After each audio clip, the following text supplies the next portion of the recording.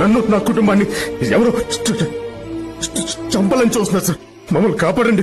నువ్వెవరయ్యా? నీ పేరేంటి? సార్ నేను డిఎస్పీ గారు వచ్చారండి. చెప్పు. ఎక్కడి నుంచి మాట్లాడుతున్నావు? చెప్పవయ్యా.